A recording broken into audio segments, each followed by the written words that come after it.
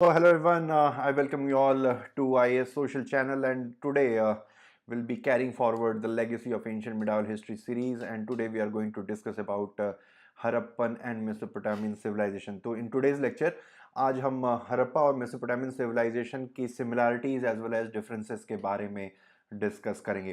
तो चलिए शुरुआत करते हैं, और लेक्चर के लास्ट में आपको इस टॉपिक से रिलेटेड जो हैंडआउट है उसका लिंक आप डिस्क्रिप्शन बॉक्स में जाकर डाउनलोड कर सकते हैं। टेलीग्राम का चैनल का एक लिंक है, वहां से आप जाके इसका हैंडआउट भी डाउनलोड कर सकते हैं।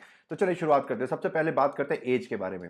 तो अगर हम हरप्पन सिविलाइजेशन की एज के बारे में बात करें तो हरप्पन सिविलाइजेशन भी एक ब्रॉन्ज एज सिविलाइजेशन थी। ब्रॉन्ज एज सिविलाइजेशन थी।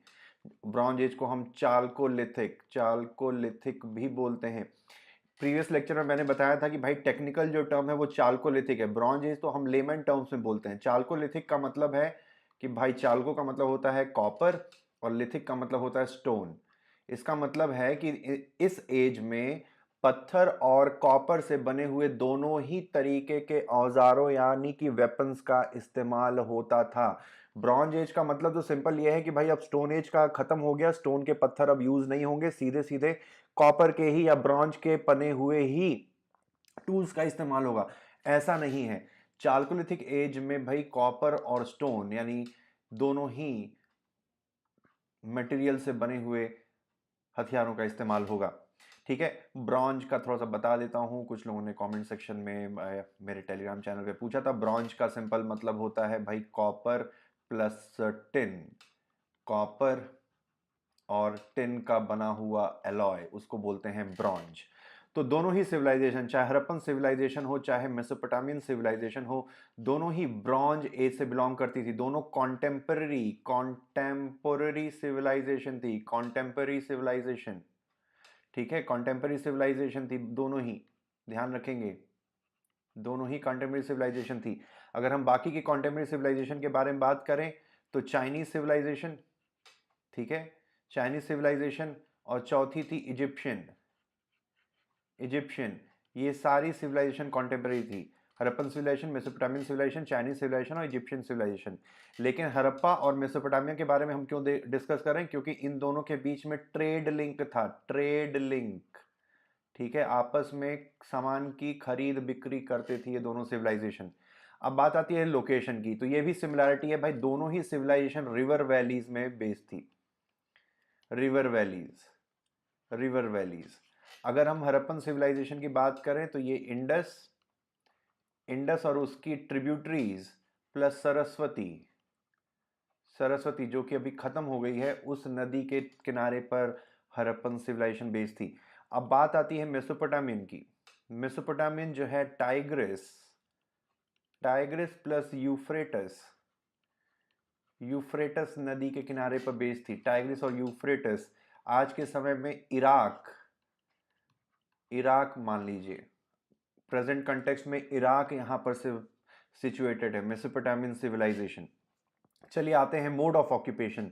तो दोनों ही civilization trade and commerce based civilization थी। एग्रीकल्चर तो होता था लेकिन major mode of occupation was trade and commerce. ये भी सिमिलर था, वो दोनों ही trade and commerce based civilization थी। चौथी सिमिलरिटी आती है वो है अर्बन। दोनों ही सिविलाइजेशन अर्बन सिविलाइजेशन थी। चाहे हरप्पन सिविलाइजेशन हो चाहे मेसोपोटामियन सिविलाइजेशन हो, दोनों ही अर्बन सेटलमेंट थी। ये ध्यान रखेंगे, दोनों ही सिविलाइजेशन अर्बन सेटलमेंट थी।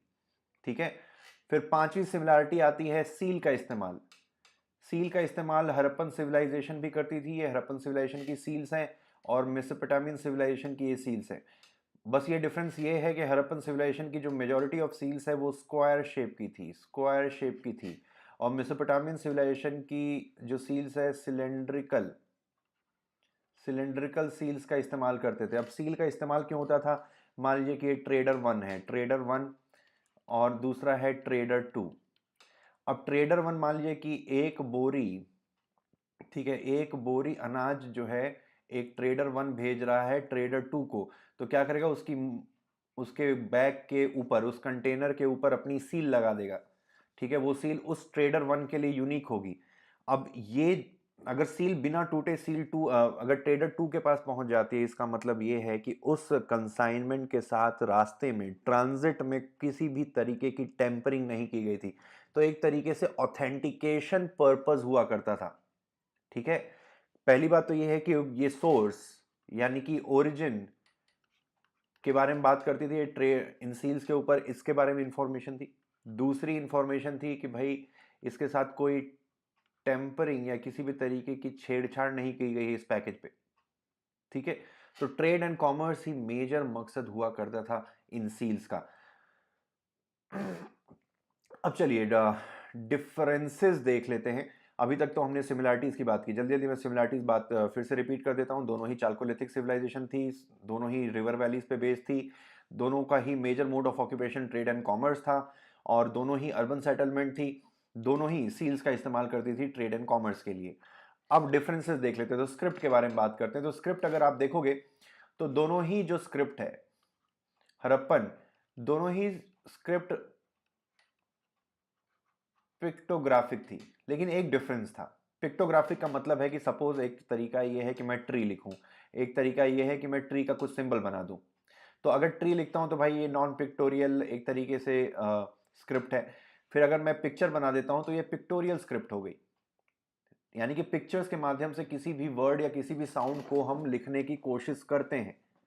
तो दोनों ही अगर आप देखोगे दोनों ही सिविलाइजेशन पिक्टोग्राफिक स्क्रिप्ट थी।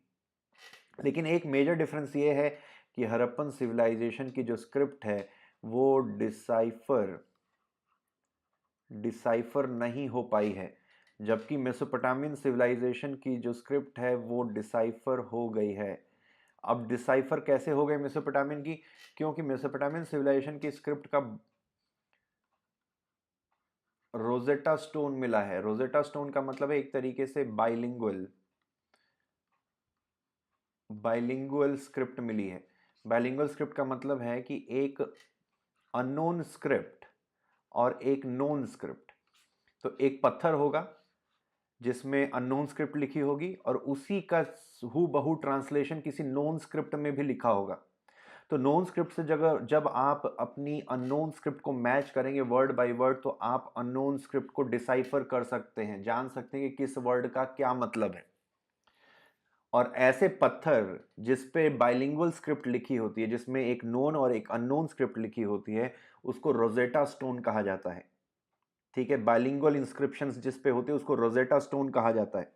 ठीक है, तो ऐसा हड़प्पन सिविलाइजेशन के केस में कोई ऐसी रोजेटा बाइलिंगुअल स्क्रिप्ट नहीं मिली है, बाइलिंगुअल इंस्क्रिप्शन नहीं मिले हैं, इस वजह से हम हड़प्पन सिविलाइजेशन को आज तक डिसाइफर नहीं कर पाए हैं।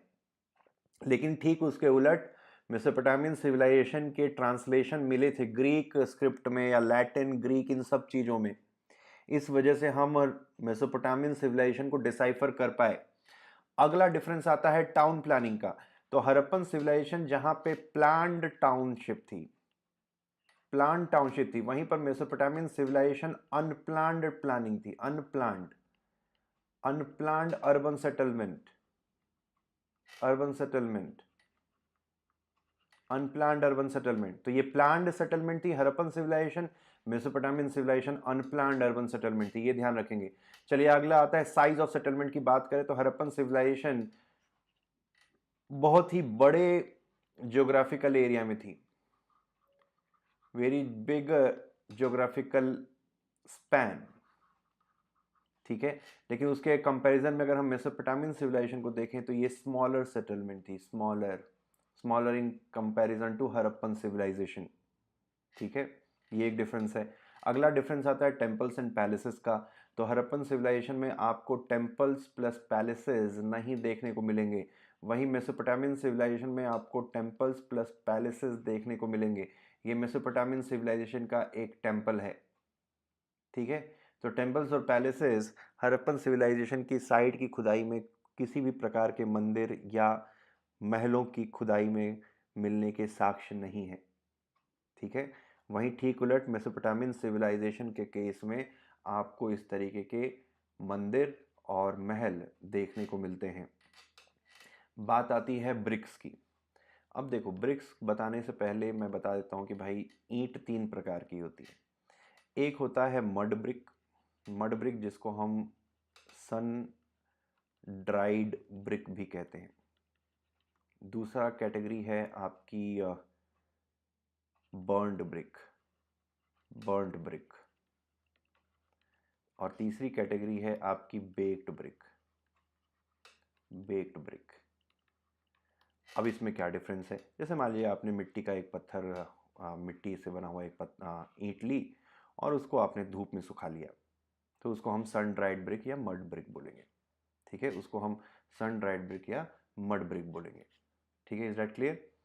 लेकिन अगर आप मान लीजिए कि ईंट के इस तरीके से बहुत सारे ईंट के इस तरीके से पत्थर, बहुत सारे ईंट के इस तरीके के पत्थरों को अगर जब आप किसी धूप में सुखाने के बाद उसको एक के ऊपर एक पाइल करके रखते हैं, ठीक है, एक के ऊपर एक पाइल करके रखते हैं। जैसे मान लीजिए कि मैंने बहुत सारी ईंटों को इस तरीके से लिया और पाइल करके रखा, और उसके बाद इनको पाइल करने के बाद इसके ऊपर कुछ लकड़ी वकड़ी रख दी, लकड़ी वकड़ी रखने के बाद या कोई भी फ्लेमेबल मटेरियल रखा और इसमें आग लगा दी, तो इस तरीके की जो ईंट होती है उसको बर्न्ड ब्रिक कहा जाता है।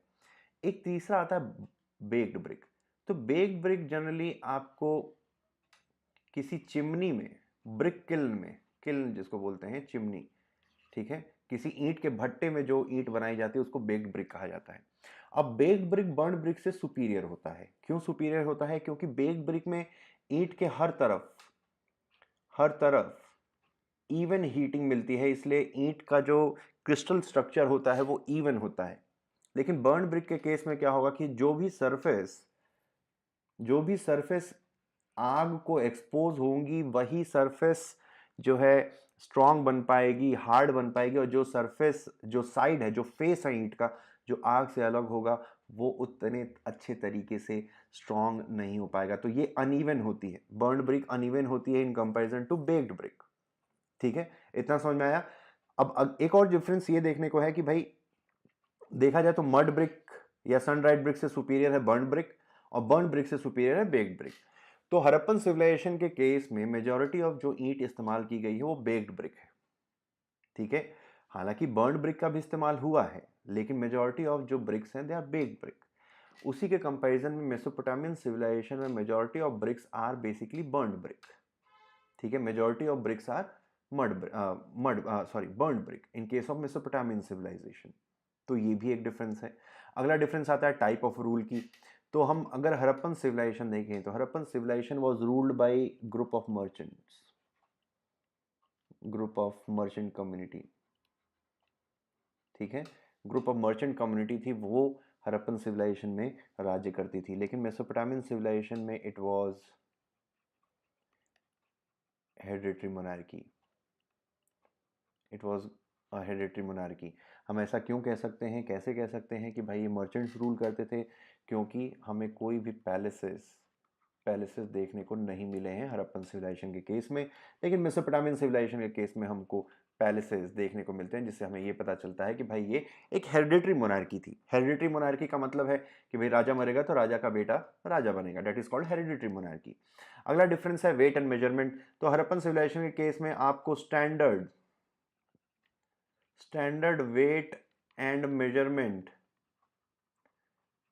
देखने को मिलता है हड़प्पन सिविलाइजेशन के केस में। लेकिन अगर आप मेसोपोटामियन सिविलाइजेशन देखें तो आपको स्टैंडर्ड वेट एंड मेजरमेंट नहीं देखने को मिलता है। हड़प्पन सिविलाइजेशन के लोग जनरली बाइनरी सिस्टम यूज करते थे, जैसे कि 1/32, 1/16, 1/8, इस तरीके का 1/4। ये था, ये सिस्टम, ये मेजरमेंट सिस्टम हड़प्पन सिविलाइजेशन के लोग इस्तेमाल करते थे। ठीक है, इज दैट क्लियर? इस सिस्टम को हड़प्पन सिविलाइजेशन के लोग इस्तेमाल करते थे। लेकिन मेसोपोटामियन सिविलाइजेशन में आपको इस तरीके के वेट एंड मेजरमेंट सिस्टम आपको जनरली नहीं देखने को मिलते हैं मेसोपोटामियन सिविलाइजेशन के केस में। आज भी ये जो स्टैंडर्ड मेजरमेंट सिस्टम है वो आज भी हमें देखने को मिलता है। ये जो मेजरमेंट सिस्टम है वो आज भी हमें देखने को मिलता है, क्योंकि अगर आप 1 रुपए को अगर आप देखोगे तो 1 रुपए में 8 आने होते हैं, 16 आने होते हैं। ठीक है, फिर 50 पैसे को हम 8 आना भी बोलते हैं, 50 पैसे को 8 आना बोला जाता है। तो ये वाला जो सिस्टम है, फिर चवन्नी होती है यानी कि 24 पैसा, ठीक है, 4 आना। तो वही है, 1 रुपया, फिर 1 रुपये को डिवाइड किया है 8 आने में, यानी कि 1/8, फिर उसके बाद उसको फिर 54 में यूज़ किया गया है। तो इस तरीके से, तो यही standard weight and measurement system आज भी हिंदुस्तान में यूज़ होता है। अगला आता है हॉर्सेस के बारे में। अगला डिफरेंस है हॉर्सेस के बारे में। तो मेसोपोटामियन सिविलाइजेशन के लोग हॉर्सेस का यूज़ करते थे, जबकि हड़प्पन सिविलाइजेशन के लोगों को हॉर्सेस के बारे में नहीं पता था। हॉर्सेस के बारे में नहीं पता था, ठीक है। वो जनरली बुल का इस्तेमाल करते थे फॉर ट्रांसपोर्ट, जबकि ये हॉर्स ड्रिवन मेसोपोटामियन सिविलाइजेशन के लोग हॉर्स ड्रिवन चैरियट का इस्तेमाल करते थे। हॉर्स ड्रिवन चैरियट का इस्तेमाल करते थे, जबकि हड़प्पन सिविलाइजेशन के लोग बुल कार्ट का इस्तेमाल करते थे, ठीक है। अगला आता है ट्रेजर्स। तो हड़प्पन सिविलाइजेशन के केस में किसी भी तरीके के ट्रेजर्स नहीं देखने को मिले हैं। मेसोपोटामियन सिविलाइजेशन के एक्सकैवेशन में ट्रेजर्स खुदाई में पाए गए हैं, ये एक और डिफरेंस है। अगला आता है लाइफस्टाइल। तो मेसोपोटामियन सिविलाइजेशन के लोग अगर आप देखोगे और हड़प्पन सिविलाइजेशन के लोग, तो हड़प्पन सिविलाइजेशन के लोग जनरली डांस, ठीक है, डांस, म्यूजिक, ठीक है, फिर डाइस गेम, ठीक है, इस टाइप की चीज़ों में ज़्यादा विश्वास करते थे, ज़्यादा खेलते थे। जबकि मेसोपोटामियन सिविलाइजेशन के लोग जनरली आउटडोर गेम्स खेलते थे, आउटडोर गेम्स। तो इससे ये समझ में आता है कि हड़प्पन सिविलाइजेशन के लोग पीस लविंग सोसाइटी थी। वहीं पर मेसोपोटामियन सिविलाइजेशन जो है एक वॉरियर कम्युनिटी थी, ठीक है, वॉरियर कम्युनिटी थी, ये ध्यान रखेंगे, ठीक है। ये डिफरेंस याद रहेगा कि ये वॉरियर कम्युनिटी थी और वो पीस लविंग सोसाइटी थी। और यही एक बहुत बड़ी वजह है कि अगर जब आप देखेंगे कि एडवेंट ऑफ आर्यंस जब हुआ हिंदुस्तान में, ठीक है, जब आर्यंस बाहर से आए हिंदुस्तान में, तो आर्यंस के आने की वजह से, चूंकि आर्यंस भी आउटडोर एक्टिविटीज करते थे और वो भी काफी ज्यादा इस तरीके के वॉरियर कम्युनिटी थी, तो they were able to defeat, ठीक है, they were able to defeat people of Indus valley civilization, क्योंकि people of Indus valley civilization were peace loving society who were not warrior community. वो सिर्फ अपना धंधा पानी करते थे और शांति से जीवन बिताना उनका काम था, ठीक है। तो ये थे कुछ डिफरेंसेस। जल्दी जल्दी मैं डिफरेंसेस को एक बार रिपीट कर देता हूँ। तो स्क्रिप्ट दोनों ही पिक्टोग्राफिक स्क्रिप्ट थी, लेकिन मेसोपोटामियन सिविलाइजेशन की स्क्रिप्ट को हमने डिसाइफर कर लिया है, हम समझ गए हैं कि किस वर्ड का क्या मतलब है। जबकि हड़प्पन सिविलाइजेशन की जो स्क्रिप्ट है वो डिसाइफर अभी तक नहीं हो पाई है, क्योंकि बाइलिंगुअल स्क्रिप्ट नहीं मिली है। दूसरा है टाउन प्लानिंग। हड़प्पन सिविलाइजेशन जहां पर प्लान्ड अर्बन सेटलमेंट थी, वहीं पर मेसोपोटामियन सिविलाइजेशन अनप्लान्ड सेटलमेंट थी, हालांकि दोनों ही अर्बन सेटलमेंट थी। फिर साइज ऑफ सेटलमेंट के केस में हड़प्पन काफ़ी बड़ी थी, जोग्राफिकल एक्सपेंस काफ़ी बड़ा था, मेसोपोटामियन का जोग्राफिकल एक्सपेंस छोटा था। फिर टेम्पल्स और पैलेसेस हड़प्पन सिविलाइजेशन के एक्सकावेशन में नहीं मिले हैं, मेसोपोटामियन सिविलाइजेशन के में मिले हैं एक्सकावेशन में। फिर ब्रिक्स देखें तो majority of bricks in Indus valley civilization were baked bricks and majority of bricks in Mesopotamian civilization were burned bricks. फिर टाइप्स ऑफ रूल की बात करें तो Harappan civilization was ruled by a group of merchant, वहीं पर Mesopotamian civilization was ruled by hereditary monarchy. फिर weight and measurement देखें तो स्टैंडर्ड वेट एंड मेजरमेंट का इस्तेमाल हड़प्पन सिविलाइजेशन में होता था, जो कि 1/32 1/16 इस वाले सिस्टम को फॉलो करती थी, डेसिमल सिस्टम को। वहीं मेसोपोटामियन सिविलाइजेशन के लोग standard weight and measurement system नहीं फॉलो करते थे। फिर हॉर्सेस के बारे में मेसोपोटामियन सिविलाइजेशन को पता था, ये हॉर्सेस को इन लोगों ने डोमेस्टिकेट कर रखा था। मेसोपोटामियन सिविलाइजेशन के लोग हॉर्सेस का इस्तेमाल ट्रांसपोर्ट के लिए करते थे, वहीं पर हड़प्पन सिविलाइजेशन के लोग जनरली हॉर्सेस के बारे में नहीं पता था, वो बुल्स का इस्तेमाल करते थे, या ऑक्स ड्रिवन, या जिसको बुल कार्ट कहते हैं, उसका इस्तेमाल करते थे। ट्रेजर्स हड़प्पन सिविलाइजेशन से नहीं मिले हैं, मेसोपोटामियन सिविलाइजेशन से ट्रेजर्स मिले हैं। फिर लाइफस्टाइल, मेसोपोटामियन सिविलाइजेशन के लोग आउटडोर एक्टिविटी पे विश्वास करते थे और वॉरियर कम्युनिटी थी, वहीं पर हड़प्पन सिविलाइजेशन के लोग इंडोर एक्टिविटीज़, डांस, म्यूजिक और डाइस गेम्स खेलते थे, क्योंकि वो पीस लविंग जनरली फितरत के थे, ठीक है। तो ये था आज का लेक्चर। तो don't forget to subscribe this channel and like and also share among your friends. तो thanks for watching, have a nice day.